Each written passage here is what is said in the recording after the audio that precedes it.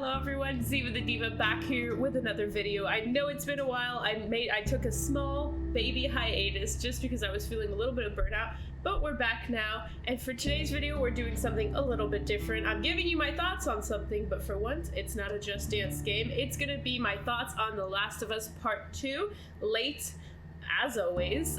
We finally finished my playthrough of The Last of Us Part 2 on my Twitch channel about 2 weeks ago. I really had to sit and let myself imbibe in everything that I had learned from the story before I feel like I could have done a video about it. So now that I've kind of marinated on my thoughts, I'm ready to kind of just tell you guys what I thought about it.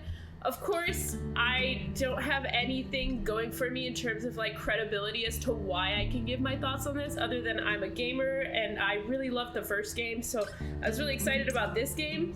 And a little spoiler alert, I was disappointed.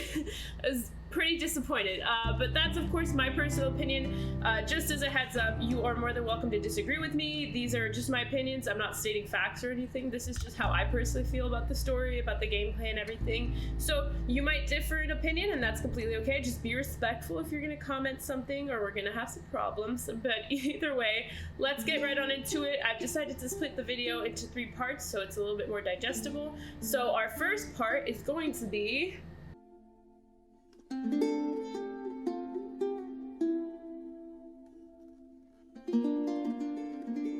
gameplay. So, gameplay. The gameplay was fantastic. I mean, it was solid. It wasn't too difficult in terms of the level of challenge. I was playing on normal, so maybe things might depend on whether or not you play it on an easier or harder difficulty. I also did at some point turn on auto aim. I think I played about more than half the game without auto aim, and then I just kept getting stuck in certain places, so I finally did turn it on. I also did really appreciate how many options there were in terms of accessibility for different people, and even just ways that to make the game just easier to play in general, like the auto grabbing of supplies and things, because listen, I'm here for the story and to have a good time, not to sit here and spam the grab button to grab everything that I possibly can. So I did end up turning that on as well. Overall, there were a ton of different options to how you can customize the way that you play, and a ton of accessibility options in terms of subtitles and everything. So I thought that was really, really cool of them. Really kind of set the bar moving forward to how much accessibility options there should be in games in general. So I think games moving forward now need to kind of meet that standard in terms of accessibility. The different amount of guns none of them felt clunky or weird. I definitely preferred certain to others, but that's normal in any kind of game that has different kinds of guns. I feel like everybody has their preferences. I'm a spray and pray kind of gal, so I like the assault rifles or just like the shotguns, though I am also a fan of the bow. So the crossbow and the bow for Ellie were both really like options that I love to do, because I like to do things stealthy if I can. They did grant Abby, I feel like, some better guns, especially with that automatic, like, not the automatic rifle. I don't know anything about guns, I'm gonna be real, sorry, but the automatic gun definitely felt like it was a better gun, and I think Abby had better guns, but it also made sense in terms of the story because of the fact that she was part of like kind of a militia group. So I thought that was like a nice little touch how Ellie kind of had more simple kind of older guns, like the rifle, the sniper, well, she didn't have a sniper, but the rifle and the hunting gun. Those were kind of simpler, clunkier guns, but it kind of made sense in regards to like where they would be getting these guns, because Tommy's kind of group is not really a militia group, it's more of like a family group. I don't really know how to word that, but Abby's group is more of a militia and kind of like soldier-based group, so it makes sense that she had better guns. As far as the boss battles kind of go, I call them boss battles. It's like anytime you're fighting something like a bigger zombie, or even like Abby fighting Ellie. The battles didn't feel impossible. Oh my god. Are you sure about that?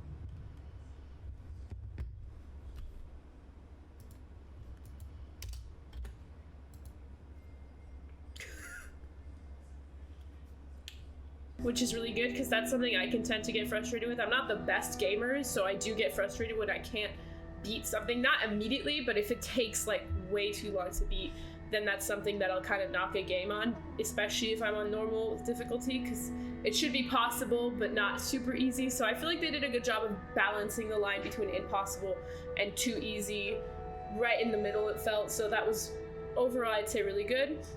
Overall, I'd say the gameplay was fantastic. The upgrade system worked perfectly well. I liked all the little Easter eggs you could find. Overall, I think gameplay-wise, The Last of Us 2 just did a fantastic job.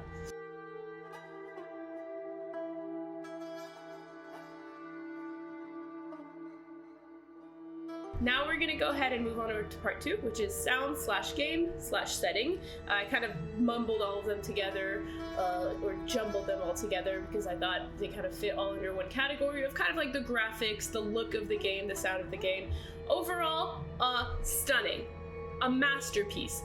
Visually and in an auditory way, this game is an absolute masterpiece. It's such a stunning game. I mean, the scenes from like the way the settings can change from like rolling hills with mountains to like the overtaken Seattle to the open roads, it's just a beautiful game, and it's so well thought out in the same way that I felt like Detroit Become Human was so well thought out visually. It seems so accurate to how a big city would be overtaken by the nature and the wilderness. It's just you walk into an apartment and parts of it are overtaken by greenery and moss, and it just makes sense that's how a city like Seattle would be overtaken, including the fact that the water has come through the city from the ocean through the aquarium. That's such a the amount of thought put in visually into the story and to this game is absolutely amazing, and that's something that I can like say made this game, you're gonna understand why I'm saying this, made this game playable for me, was just because of how beautiful the game was. The mocap, the acting, the animation of the characters, I mean, stunning to the point where it looks just like a movie. Cutscenes and outside of cutscenes, they really did a fantastic job visually on this game. I have to applaud them for that, because when we get to the storyline, that's where the game has lost me a little bit. So I do want to applaud them where applause can be given, and that's mostly on the visual and sound design of the game and the setting. Everything was thought out perfectly. And as a horseback rider myself, this is something that I always look for in video games, is how realistic the horses look and sound and behave. And the horses, 10 out of 10. I know that's not really anything anybody cares about, but as somebody who rides horses, that's always something like I'll look at an old Assassin's Creed game and I'll be like, oh my god, these horses look like giraffes, you know? So the horses, 10 out of 10, kind of a tangent, but that's kind of something, I feel like everybody has that specific thing that they look for in a game that's good or bad, and I think that was my thing that I can give them a 10 out of 10 on, because now we're gonna move on to something that I can't give them, unfortunately, a 10 out of 10 on, and that is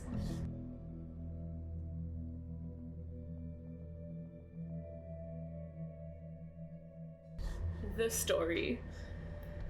Okay, so I have had time to internalize the entirety of this almost 30-hour-long story plot game, and I have to say my feelings have somewhat changed since I ended the game, because if you weren't watching my live stream of the game, I had an incredibly tough time with the ending, especially for a multitude of reasons, which I will get into. I really don't want...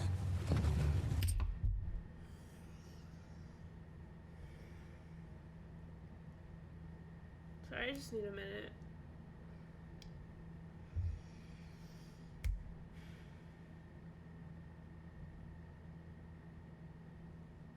But basically, when I finished the game, I was in the state of mind of I want to burn this game.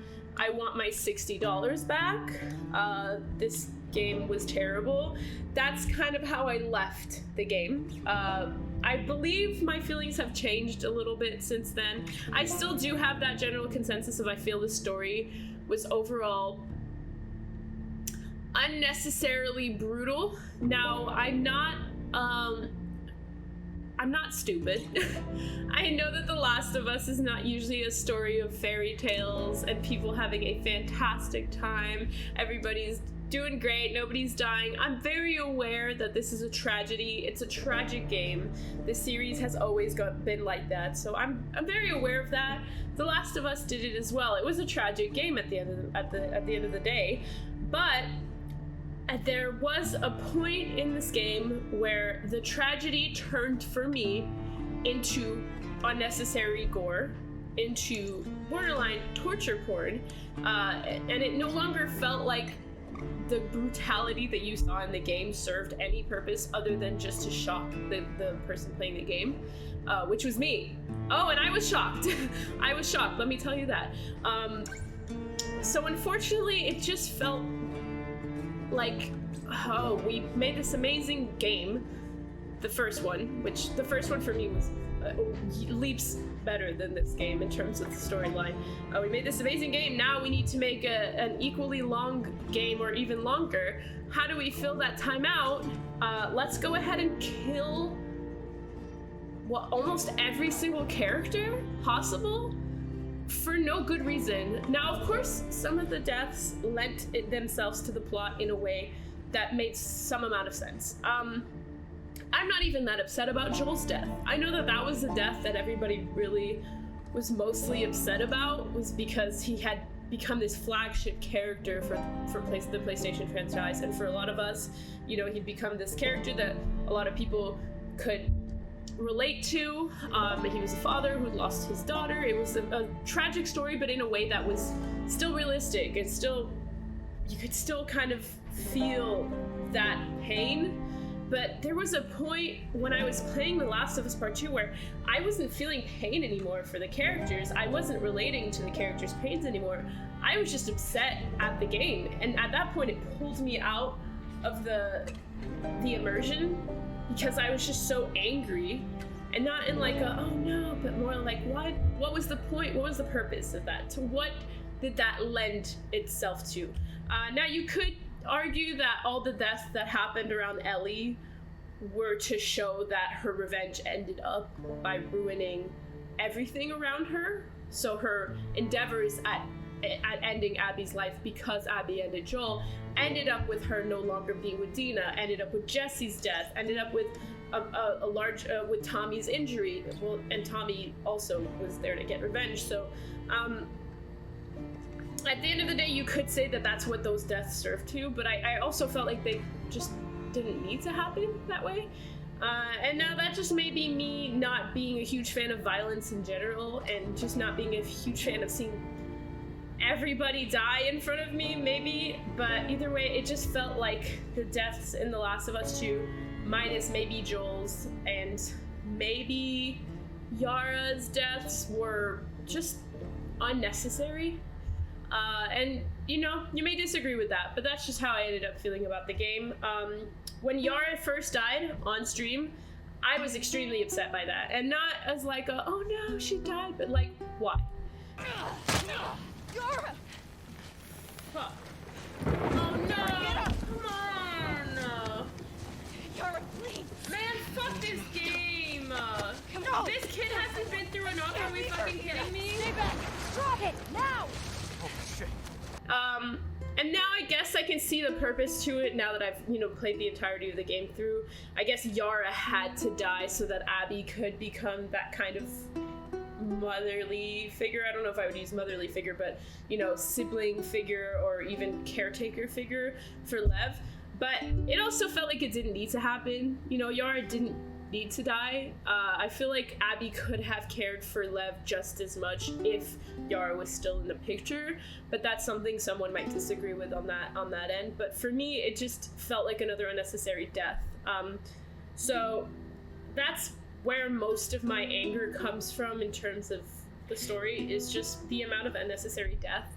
It kind of started to feel like the last few seasons of Game of Thrones, where the writers just were killing off everybody for the sake of shocking the audience and making them come back for more, because you're wondering who's gonna die next. But that to me isn't a good story. But of course, that's all very subjective. Now, moving on to the kind of idea of character development, I feel like the game did a pretty decent job at character development. On my first my first few moments after finishing the game, I felt like they had done a terrible job on character development. I was upset. I felt like Abby had like no character development, but then having sat on it a moment and realizing how I reacted, especially to the fight scene at the end, and how kind of gutted and like I was if you weren't there, I was crying the entirety of the time that I was doing the fight scene. It was almost painful to do so. Now, the only reason that would be the case for me is if I felt for even an inch of empathy for Abby at that point. And I think that's the only time that I really felt it for her. It was when they were fighting. I know some people felt it a little bit earlier, but for me, that's the first time that I really felt like, okay, I don't feel this anger and this hurt and this disgust towards this character anymore, because she's developed into a new person who has developed empathy, who has developed back their humanity, and who now cares about somebody other than herself and getting revenge. And so at that point, I feel like they did a fantastic job in terms of character development, because now all of a sudden, who's the villain? It's hard to tell, because it's Ellie forcing this fight, and Abby's now having to fight to keep Lev alive and to keep herself alive. So that's where I feel like the story was well done. But the fact that it had to go all the way to the end is unfortunate. And I personally also felt like the end could have just been with Dina and Ellie living on the farm and Abby being God knows where with Lev. I would have been more than happy with that. Would other people have been? I don't know. But I was prepared to end the game there, and I was actually prepared to, change my mind on the game, because at that point, I was done with the game. I didn't even want to continue it until it got to that part where Ellie had grown past her need to get revenge. Ellie had built this family with Dina, and then she threw it all away again. And that's where I was like, oh my God, why? And that's where it felt like too much. It felt too long, and it felt like they were like, oh, we should probably add a little bit more here. And that's where it completely almost lost me. It kind of did get me back at the fight scene, but it still felt forced, and I would have been more than happy to just not have had to see all of that. Maybe it's because I'm an optimist and I wanted the happy ending of everybody ending up being happy and everything. Maybe that just makes me stupid. I don't know. But either way, I would have been more than happy with that ending. The fact that they pushed for this whole other 2 hour, I think it was an hour to 2 hours more of the game, just felt unnecessary to me. But again, I don't know how I would have done it different. I mean, I know how I would have done it differently. I would have ended it at the house with Dina and Ellie, but that's just me. I don't know. Either way, for me, the story was just too gory, too horrific, and so much so that it was difficult to focus on the character development when everybody was just dying all over the place. And also another character that kind of felt like a throwaway was Isaac. I mean, like, we kind of had no development of Isaac. We barely speak to Isaac. Isaac is kind of this random entity that we hear a lot, but we don't get to like see him. I feel like it would have been kind of way cooler to have a character that we knew better be the leader of the wolves. So like maybe Mel would have been an interesting character to have as a leader, or maybe if we had more connection with Isaac, then it would have been more interesting to see that scene near the end where Isaac and Abby kind of face off. It would have been more interesting, but it kind of again felt like, okay, we should probably have Isaac catch up to her, and okay, let's have Isaac kill Yara for some reason, and also, it just, again, felt like an unnecessary scene, and then kind of like an unnecessary character with like no character development whatsoever, and it didn't even really, for me, lead or attest to any character development in Abby either. So at the end of the day, Isaac also kind of felt like a throwaway character. And Owen and Abby's relationship, if you want to call it that, also to me felt a little bit forced. Whereas Ellie and Dina's relationship was for me the breath of fresh air of the game. I don't know if that's just because I'm gay and I felt it really, really nice seeing a gay relationship that was kind of like healthy up until the point where, shit hit the fan. But you know, the fact that they had kind of a healthy relationship and even managed to keep a generally nice friendship with Jesse until he got his head shot into bits, which again, another unnecessary death. It just always leads back to all these unnecessary deaths that I just can't get past. Yeah, at the end of the day, I hate the story a little bit less than I did when I ended it, because when I ended it, I was just ready to like boycott Naughty Dog, which I didn't, of course, but you know, I definitely felt a lot of remorse, or not remorse, a lot of anger, a lot of disgust in the way that they treated the characters that I had kind of like fallen in love with so much. Like The Last of Us is one of the games that led me to fall in love with video games in general, so like for you to kill Joel, like at least make it worth it, and it didn't feel worth it, you know. At the end of the day, the story, the whole 23 hours or 25 hours that I put into that game, because I'm a slow player, just didn't feel worth all the pain that I like made myself feel, if that makes any sense. So I don't know, at the end of the day, the story now sits a little bit better with me, especially now that I've kind of digested it and realized that there was more development of Abby's character than I might have given credit for at the beginning. But it still felt unnecessarily gory. It still felt like, let's put in deaths for shock value. And I know the writers of the first game, you know, and that definitely didn't seem like their style. So for me, it just was a little shocking and a little upsetting. But if I had to rate the story out of like 10, I would have probably given it like a 2 when I first finished it, but now I think I'd maybe give it like a 4.5 out of 10, maybe 5, let's say 5, because I mean, it is still well thought out, and there are aspects of the story that are, you know, well thought out, but to me, all the unnecessary deaths just kind of outweigh all the positives of the story. But please let me know what you think about the story, because I know that some people agreed with me. I did some research online to see kind of what the general consensus was, and I know critics really liked the game, but I know that people who played the game just in general didn't have that same feeling. But I also saw a few people who felt it was really well written. I do think it was interesting to have the game, the two storylines kind of connect at one point. So have Ellie play through the beginning and then kind of go back to the beginning and play it as Abby and see kind of all the consequences of the actions you took in the beginning. I thought that was interesting, and it hadn't been done before. And it would have been fantastic were it not for all of the negatives that I pointed out earlier. As a narrative structure, it was really interesting, and it was a risky one to take because we're all used to that kind of like very linear climax, back down denouement kind of idea. So it was an interesting thing to have not only the two converging storylines, but also having the past and future ones kind of giving us context for certain aspects of each character. So in that sense, I feel like that's a positive that I would also draw on, is the narrative structure is really interesting.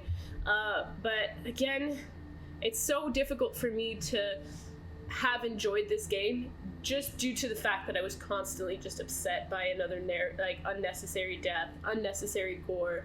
They also just make the game extra gory, with people just like screaming the names of the people you just killed.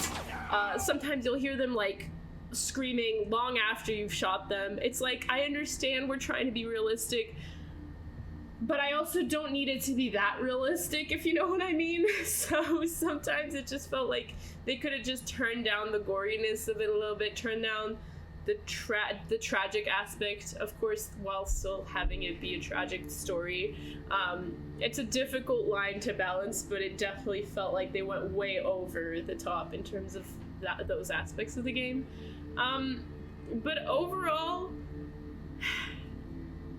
I enjoyed it overall, but I will say towards the end I had to force myself a little bit to end it. Anybody on stream will tell you that I definitely kind of ended it because I wanted to just, play the game fully through, not because I was excited to see how it would continue, but truly just because I was like, okay, I have to finish it. I've put in 25 hours at this point. Let me just finish it. But I really did not very much enjoy the ending. It just felt wrong in so many ways. But that's just gonna go ahead and wrap up my thoughts of The Last of Us Part 2. This is kind of my first time doing a review of a game other than Just Dance, because I do play games other than Just Dance.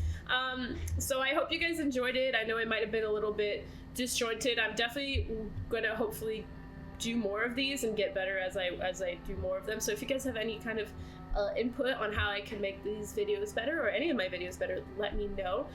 Please give me your thoughts on The Last of Us Part 2 if you've played it or if you've watched it. I'd love to know how your opinions differ, or maybe how you agree with me on certain parts. So please let me know in the comments down below. And thank you all so much for watching. Until next time, stay sassy. Bye.